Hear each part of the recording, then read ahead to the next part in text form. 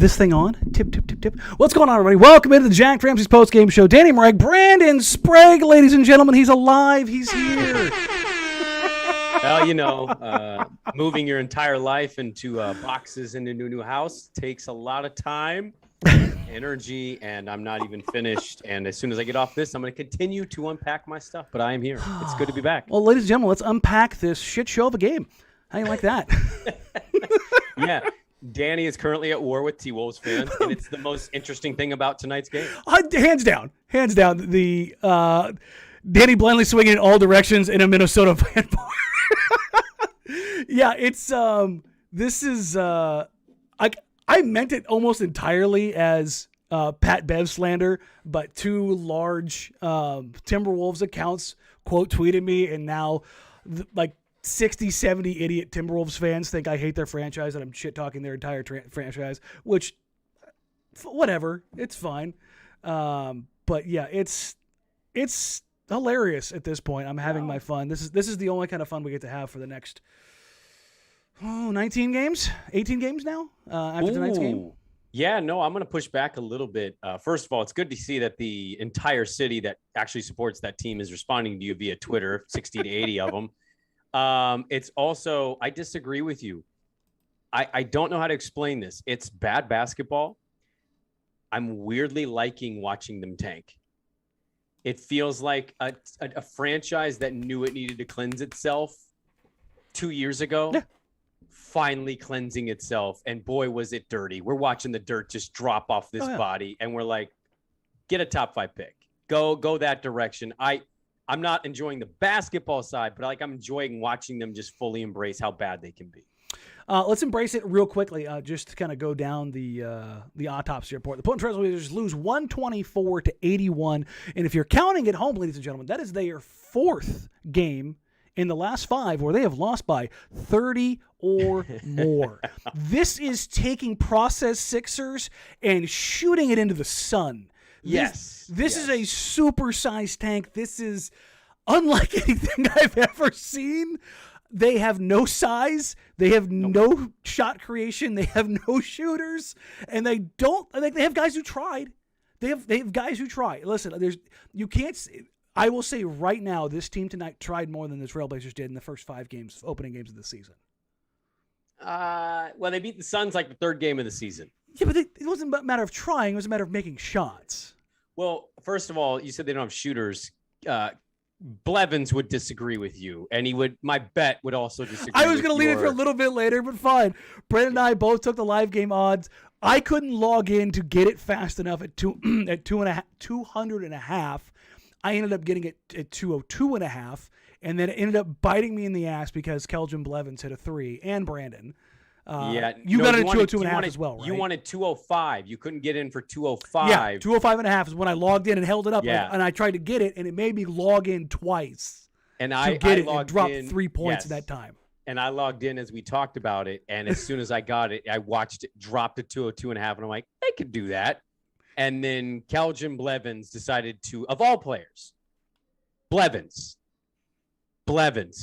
with a 3 to hit the over with like 20 seconds to go. It's probably the 3rd or 4th bad beat I've had on this team all year. It's the worst feeling in the world. They've rewarded me financially with not covering spreads and hitting a lot of overs. They are now sucking the joy out of my gambling experience by doing things like this. You've had four bad beats live? 4, yeah. What's funny is I can go to the guys that watch playback and get the tape because all of these are recorded. No, what I'm thinking is a sizzle reel of all of them together. Go back and just grab those 4, and I'm sure there'll be 1 or 2, maybe 3 more between now and then. It's probably safer to just not bet on the team at all. Well, I think it's safe to bet against the team on the point spread. I think you need to stop betting the over-under on points total because they're losing by 30 points actively. So it's something else, man. It's a hell of a choice. They obviously Anthony Simons just 38 points in the last game, kind of puttied over a little bit. But it is what it is, and this is kind of what you expect. Well, This is more than what you expected, to be honest. This is even a more tremendous tank than I thought was coming. Like, I knew they were going to lose a lot of game. I knew that they were going to lose a lot of games. And what did I say post All-Star break? I said 2 to 4 wins possibly, and you looked at me like I was insane. Like, oh no, they'll win like 5 or 6. Like they'll get to 33 wins. Because remember, I dropped it down to like 30 or 31, and you're like, no. Now, at this point, Brandon, would you care to revise your season total? You know, this is gonna sound dumb. I'm still a little worried about the 11-game stretch at the not the 11-game win streak, but the 11-game stretch of games. I think the win streak is dead. I think it's safe to say that win streak will never happen with this squad. Oh, poor Quick's timing with that article was just mwah. I will add though, like Joe is really leaning into it, right? Mm-hmm. Joe understands what's at stake here. He gets it. He understands the value in what they're doing. I think Dame understands the value in what they're doing. I'm going to be curious when they get to that stretch, and it's Atlanta. Atlanta lost tonight to Detroit. They are in a free fall. They're awful. They might not make the playoffs at all, even the play-in game. You got the Wizards in there, and then you start to get to the bad teams. OKC, the Spurs. It's like a bunch of those. I'll be curious to see what Joe is doing with this contusion for Ant and how many games he ends up sitting. I will caveat this real quick. I did talk to Ant yesterday, and I was like, "Hey, how are you feeling?" Like he said, "No, it's legit, man. Like I took a knee to the thigh, and it hurts like hell, kind of a deal." So hey, deep bruises can really linger. They can linger for about 14 to 15 games, and then it's just in time to play about 6 in the season. Larry Nance Jr. had inflammation for 6 weeks before he needed knee surgery. The Blazers are not unfamiliar with this. No, they're not. But Danny, I think when Ant doesn't play, this is the worst team in the NBA, right? You think even when Ant does play? It's close. I think Orlando and Detroit still have I think it's basically, what is Ant doing tonight? Like, Cade is Ant in Detroit. Yes. But they also have Sadiq Bey. They also have a rostered center. Yeah. They also have Jeremy Grant. Yes. So they're a better team than Portland. And Ant made 9 threes, and they still lost to Minnesota without Anthony Edwards. Handily. So, maybe you're right. Maybe Orlando, they have Cole Anthony. Yeah. They have Franz Wagner. They have Terrence Ross. Markelle Fultz is back. Yep. Mo Bamba is active. Wendell Carter Jr. Like, they have viable NBA players. Now, they may lose, but they are not losing games over and over and over again by 30. It takes a special kind of bad to do this. Has this been done in franchise history? No, not like this. There's not been at one point, the beginning. I would have to go back and look to really. Those early 80s teams, once Walton left, they weren't very good, were they? When did Kiki get here? Was it 84 or 86? Yes. So it was in that time period. So you may have like a 3-year window where they had a 4-game stretch of losing by 30 points. Yeah, but like this not like this. They are getting mopped. They are leaving zero doubt. Eduardo asks over under 3 wins. I'm taking the under. I'll take the under as well. I think Joe knows that they have a good shot. Now Indiana's bad. Indiana's also doing this tank. I think there's still an outside chance they could catch Indiana. But even if you don't buy that, they'll catch the Sacramento Kings. 6 they'll is catch the the Spurs. Yeah, you'll be top. You'll be bottom 6. And that's where you want to be. It's just kind of one of those situations where they aren't gonna figure it out. I think Joe Cronin was smoking a fat cigar after tonight's game. I think he's really proud of himself. I mean, they leaned into it. I would lean into it. I'd be smoking a fat cigar right now. Like, yeah, I orchestrated a tank, and it's. I've stripped this thing down to giving us the best opportunity to get the assets that we need to fundamentally rebuild this organization. Right. I think that's a good way to go about it. Let's go real quick though. Let's quote unquote give some guys their flowers. Actually, you know what? Before we do that, ladies and gentlemen, I'm sorry. I'm sorry. I failed. I failed. Hold on. Let me get the air horn. There we go. Let me go ahead and give you display capture up. Oh, wow, I got all kinds of big. That was weird. There we go. Let's go ahead and shrink that down ever so slightly. That's got all cattywampus on me. All right, let's spin the wheel. Let's sim that lottery, baby. Ladies and gentlemen, Portland Trailblazers move up to 3rd in this scenario, and this is what I think would be probably one of the best scenarios possible for the Trailblazers. Is the Pelicans pick staying in that 9-10 range? Let me go ahead and minimize that again. Are the Pelicans in that? Pelicans are by missing the playoffs here. Obviously, they aren't in the playoffs in this scenario because they aren't in the playoffs right now. But the Pelicans pick conveying it like 9 or 10, which I think it'll be in that 10 to 12 range when it's all said and done. And the Blazers getting a top 3 pick. That is probably your best case scenario. Now, your true dyed-in-the-wool best case scenario is the Blazers and the Pelicans both moving into the top 5. Mm-hmm. And by virtue of that, the Blazers knock the Pelicans pick back from 4 to 5. And the Blazers get the 5th pick, and the Blazers end up with a top 4 pick. I mean, that's your dream scenario, is a top 3 pick and a top 5 pick. Yes. Basically, 2 top 5 picks. Which the imaginations that needs to go through for that to happen is, I mean, you're talking slim to none. But top 3, top 4, and a top 10 pick, 2 top 10 picks with a top 4 pick, that is a great place to be. It's a fantastic spot to be. Pelicans are playing great basketball. Post All-Star break, they're one of the more efficient teams. I know they just lost to the Nugs, but they're playing really good basketball right now, and CJ's playing pretty well. The Lakers are in that play-in situation, and they're such an untrustworthy team that I still worry the Pelicans are going to be able to make it. But you got this Minnesota team in the way. The Clips might get Kawhi Leonard back. We'll see. I think it's going to be close for New Orleans, but they're playing better basketball. All right, let's take a look at real quick. Let's give the guys their flowers tonight. I said this in the pregame on Twitter, and this is the kind of insanity that happened.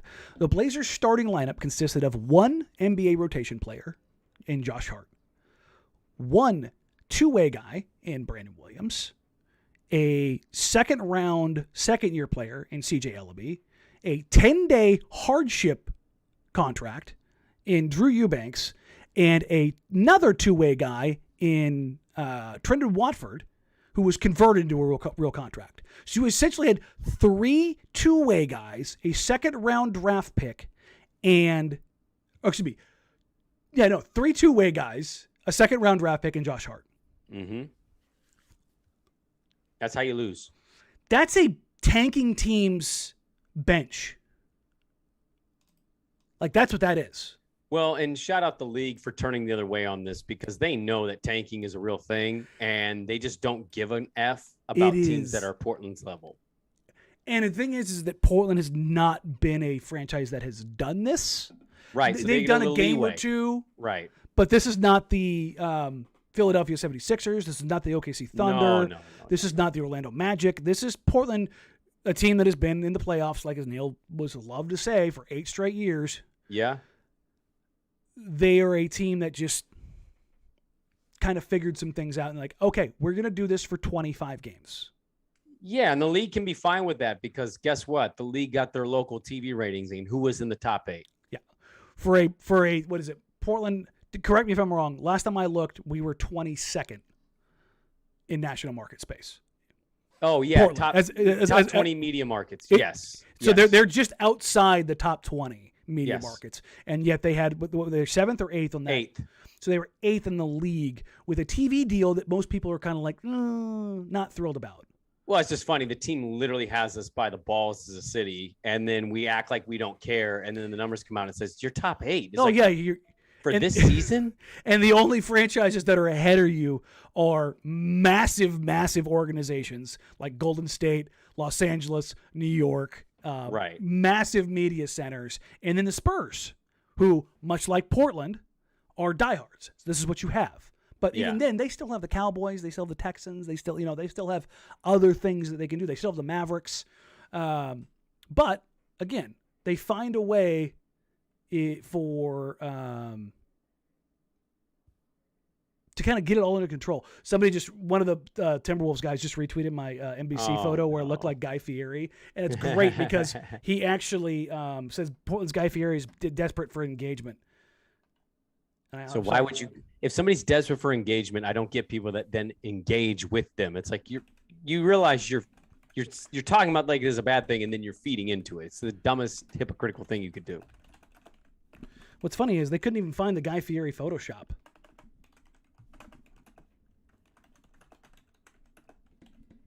Which is kind of funny in this situation. Sorry, I had to derail real quick for that. But like I said, let's kind of get into some of the guys tonight. Just kind of give some guys some flowers, and we're going to start with Brandon Williams, man. Yeah, he played well tonight. 7 of 18 doesn't really do justice because, I would have called you Al from Home Improvement, not Guy Fieri. Yeah, I'm too fat for Al. Al Borland, especially in that time period. Yeah, but Google Al Borland. You're wearing the same flannel as him on that photo. Oh, I know. They could have gone Al Borland here. They went Guy Fieri. I think you take it. That's a compliment how I see it. I love Guy Fieri. Yeah, it is what it is. But Brandon Williams tonight. 7 of 18, 2 of 7. The big thing that I like, 11 of 16 from the free throw line. Not necessarily the 11 part, but the 16. He gets downhill, he gets to the rim, and he does some things that I think you could see him being a third point guard on an NBA team, which when they had him the first time, and I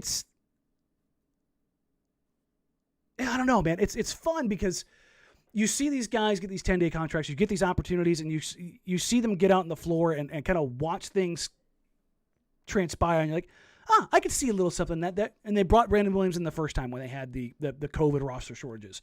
And the one thing I noticed when he was here was he is fast and he can get wherever he wants to on the floor. I don't know if there's anything else beyond that.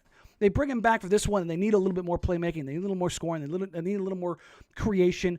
I don't know if those things are necessarily all there, but I've seen enough from him and enough of a competitive attitude, enough of a dog in him. And remember what Joe Cronin said when that piece that he had with Jason Quick. He wants to get guys that are competitive, have a little bit of edge to them. He looked at Pat Bev tonight and was like, nah, man, this ain't going to be it. Got his first NBA block on Pat Bev, and it was hilarious because Pat Bev thought he was on one, went to a step-back fadeaway three, which was one of the most ridiculous shots. The kind of thing where his franchise should fine him for taking the shot. Right. But you see Brandon Williams doesn't back down from it, even when you've got a 10-year-plus vet and Pat Bev flexing on him. Like, I think those are the kind of things when you're like, okay, cool. That. In a season that's lost, you can find wins on the margins by doing stuff like this, by getting Trendon Watford minutes, by getting Brandon Williams minutes, giving guys flyers and opportunities to see what sticks, which is what Neil Olshey era Blazers never did. Well, I think I really only take 2 away from this team outside of the guys we know that'll be back for certain in the Ant, the Nurk, etc. Josh Hart. Watford to me is a positive. Whether they win or lose, I know they're more likely to lose, but that's a guy that plays hard. He'll use all 6 fouls, and some nights he's productive. Other nights he might not be as productive, but he's all over the place. And Greg Brown, I like that Greg Brown is getting some minutes. To me, and Keon Johnson. Yeah, Keon Johnson, you acquired in that trade. People bagged the trade. I get it. You thought you were going to get more for CJ McCollum. The league largely told you no, there's not that much value with that contract. So you took a flyer on a late first-round pick from a year ago. I don't know what Keon Johnson's future is, but I think it's encouraging to see the shooting improve. And you add that wild athleticism. He had a couple moments tonight. You mentioned kind of dogs. He's got kind of a look and a vibe to him that's very similar to that. What you're echoing. But that's my takeaway. This team, Brandon Williams had some moments tonight. Mm-hmm. But what I think Joe Cronin is doing is he's doing a lot of favors for people. And sure. He's basically saying, Brandon Williams, come audition. I mean, they'll let the league watch the tape, like come out and get legitimately 15 to 20 minutes, maybe more. And we're not going to get in the way. Even if you make mistakes, go ahead and stay out there. So I saw some stuff from Brandon Williams, but I think largely with this team, based on what Cronin's vision is, it's auditions for a lot of guys around the league because he knows he's going to be doing major overhaul roster construction this season. He might have 2 top 10 picks. That's where the assets will be coming. It won't be from mainly the guys that you're seeing tonight, but I think it's a favor to guys like Brandon Williams to get another opportunity. I can see the Blazers adding Brandon Williams to their 14th or 15th man next year. Their break glass in case of emergency point guard. And then in a suit most nights, and then if Ant goes down for a game or 2 or Dame's down for a week or something, sure. And that's the thing is I look at that and I go, it's not important grand scheme. It's not. It's really, but is it something that you can uncover and be like, yeah, this is a good thing? Yeah. Is Greg Brown a viable guy that you want to invest more into? Yeah. Is Trendon Watford a 10th or 11th man on a decent team? Yeah. And like, I think all those things are again, I think like importance probably too strong of a word. Yeah. But worth think, exploring. Yeah, no, I was going to say importance is probably a bit of a reach with this team. Like, you can't be losing by 30 to 40 points and be like, hey, that guy's important. Let's talk about these 6 guys who might be vital. It's like, no. None of them are largely that vital right now. And you're seeing the results of that. But, for some of the younger players that we know, Trendon, Greg Brown, Keon Johnson, like for those guys, sure, there might be some inherent value from them being familiar with Chauncey's system and getting some valuable learning experience. So you kind of threw Keon in there. That's where I wanted to go next. 3 of 14 tonight, but number one, I like the look of his jumper. I said this when you were gone the other night. You've had a chance to watch him, but you haven't been here because you've been obviously moving. Yeah. What has been your takeaway so far from what you've seen from the 19-year-old prospect that was acquired in the trade with the Clippers? He's raw steak. I mean, and what cut are we going with here? He's in New York. Oh, okay. I like here, New York. This is why I use a New York strip, like a thick New York strip. There is a lot of people right now watching this that have no clue how to cook a New York steak. They think they do. Mm-hmm. They don't. They overcook it. It gets way too dry in the middle. They way undercook it, and it looks disgustingly raw. Keon Johnson's a New York strip. How is he going to develop? I don't know. Is it going to be overdone? It's going to be all about the cook. It's all going to be about how you help him develop, because you mentioned the jump shot and the way it looks. Look, the shooting wasn't efficient tonight. He was off. He had an off night. But the athleticism's there. Mm-hmm. I think the want is there. But can you hone that in and maybe develop some of those skills to be able to trust him more? Mm-hmm. He is a New York steak. He's raw, and it's going to be really difficult to really gauge where that's going. But, man, if it's cooked right, it's really nice to have. If it's not, well, you kind of end up passing on that pretty quickly. When I look at Keon, one of the things that I like as far as mentality is there was a play tonight where he drove the lane and he's $175, $180. It's soaking wet. He looks tiny. Like he makes Ant look big. Yes. And he delivered contact and finished through the contact, which I found that really interesting because, again, he's so tiny that you don't typically see guys his size initiate that, and number one initiate it, number two win it, and he did both. And I was like, right. That's a little something. Again, when I look at young guys, when I'm looking to evaluate players and like what they can do, what they can't do, I'm not saying he's going to be the best driver ever. I'm not saying he's going to be Donovan Mitchell getting downhill in 3 years, but I look at that and I go, that's interesting. Like the kind of call back when I watched Anthony Simons play in Summer League. The thing that I said was, listen, I don't know what this kid's going to turn into. What I do know is he's got an NBA-level jump shot that he can get off against anybody, anywhere. Mm-hmm. And he's got explosive athleticism. If those things develop, it could turn into something. And then I watched him play in preseason, and I go, he's got it. I don't know what it is, but it is there. And when I watch Keon Johnson, I can see things of going, is like, I don't know, man. There's something there that I want to see more of before I go, he's this or that, or he can develop this a little bit further. And I think that's just kind of an interesting situation to find themselves in when coming into the season outside of Ant and Nas, who were young but getting to that point of getting a contract. They're just there. You know what I mean? Like they're kind of coming into who they are. Whereas Keon, like you said, he's that raw steak, and you just don't know what he's going to be quite yet. I think that's the beauty of tanking, though, Danny. It's you're going to see a guy like him get a S ton of minutes, and he's going to have an opportunity to make people feel a certain way about him going into the offseason. Now, if it's not the greatest of feeling for most people, because I would have a hard time gauging where people are at on guys like Keon Johnson for those still watching this team and watching this season.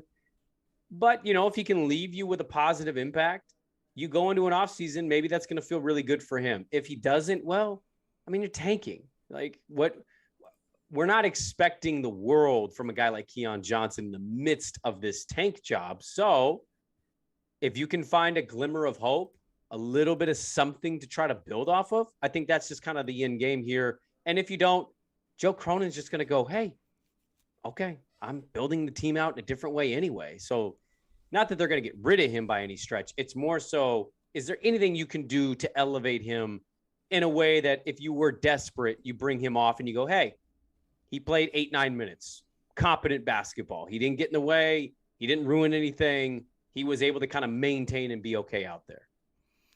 Crypto AK, sorry, scrolled away there real quick. How many starters do we have in this roster for next season? Like, if you're talking the active roster, 3. Oh, Dame, Ant, Nurk.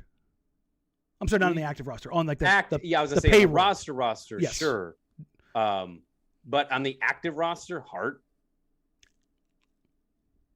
I'm saying, like, if could he? Comes yes, forward, yes, he could start. I think that's less likely than likely.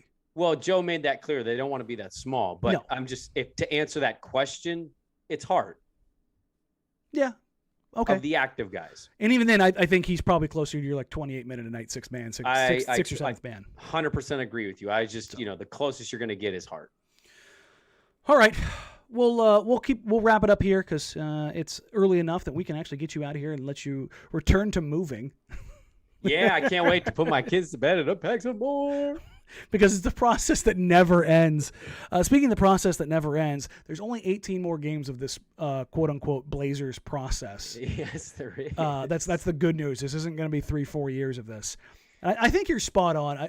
It's been kind of funny watching the transition from Blazers fans recently from the I can't handle a tank to, hey, this is kind of fun. I'm like, yes.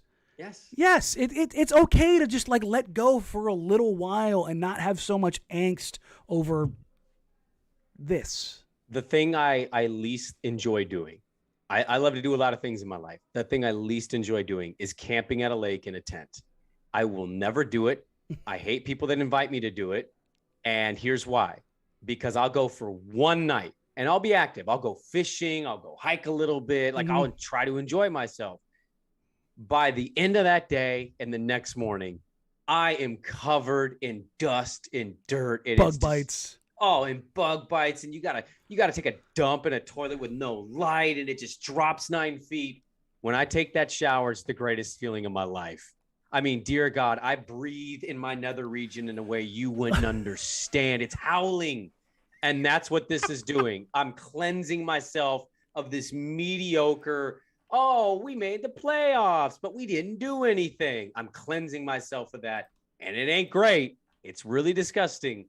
But boy, does it feel good. And it's going to feel even better when we end up getting Jabari Smith. It's all worth it. It's all going to be worth it, baby. Draymond Green, Anthony Simons, Damian Lillard, fill in the blank of the next guy, and Yusuf Nurkic. Give me that team. Fill in the bench pieces with Nas, Josh Hart, Jabari Smith. I'm in. Yeah, that's about as good as it gets. That's as good as you could possibly hope for this offseason. Yeah. And then, man. Real quick, I was terrible about this because I'm still running on plenty of painkillers. Remember to like, rate, review, subscribe. Help us grow the show. I thought you were going to say it's because you're battling Timberwolves fans right now on social media. Listen, like, I was having fun, and now it's getting worse. And it's like, oh, God, I just got to hop off. I won't because I'm a masochist, and I'll keep going back and forth because I have literally nothing else to do right now as I sit here and recover. But again, like, review, subscribe, help us grow the show, help us get to 3,000. We are almost there. Thank you all so much who were there for the watch party and watch Brandon and I both melt down on a bad beat. If you want to be a part of that and watch us melt down on a regular basis, you can join. Head to the join tab, youtube.com/Danny Marang/join, and you can join.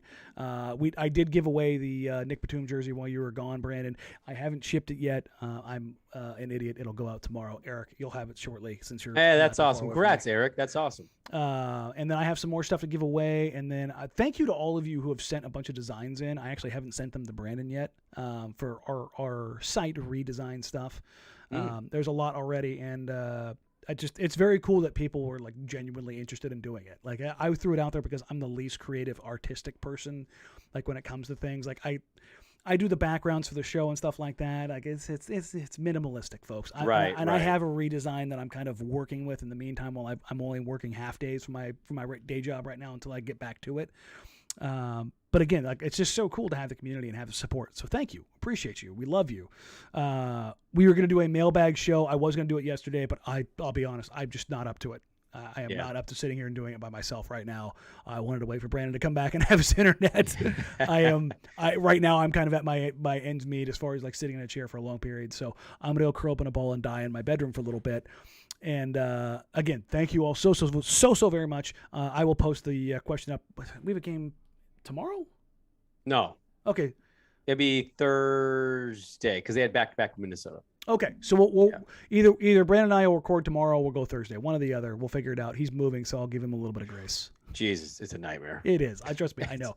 A year ago today, I moved in. And you just threw away your last box. Good job. Yeah. Actually, it's not true. There's still a couple in the laundry room. They transitioned into boxes for my wife's other stuff. So, again, thank you all so very much. We appreciate you. You can find us on social media at Jack Ramsays, at Danny Marang, at Brandon Sprague. You can email the show, jacksramsays@gmail.com. And other than that, you guys have a wonderful, wonderful night. We will catch you Tuesday and then Wednesday for the pre and post. And then we will have, and the pre and post will be back. I was waiting for Brandon to kind of help carry the pre a little bit more because it's a lot right now. He's on fentanyl. I mean, there's a party. You know what I mean? Like he's seeing a different screen than what I'm seeing right now. Yeah, definitely. So you guys have